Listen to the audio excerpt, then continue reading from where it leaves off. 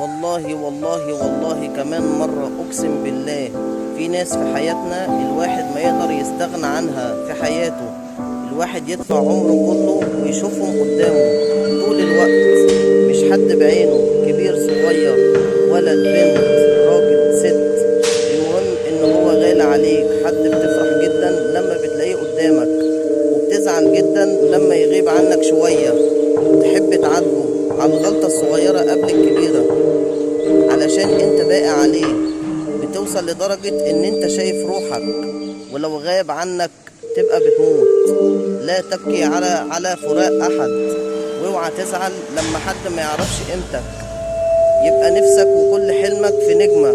ربنا سبحانه وتعالى شايل لك القمر من نصيبك.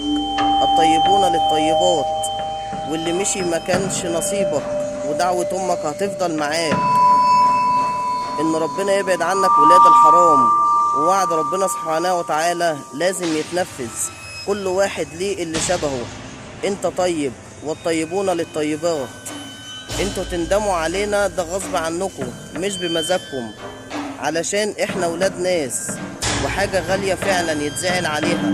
وعلشان هتدوروا مهما تدوروا مش هتلاقوا زينا، لكن انتوا هنزعل عليكم ليه؟ انتوا في منكم كتير، انتوا بالفلوس نشتريكم من اي حتة، لكن احنا في رف عالي مكتوب عليه غير قابل للبيع. انتوا تزعلوا علينا وتندموا، لكن احنا لا عارفين ليه، علشان انتوا ملكمش لازمة.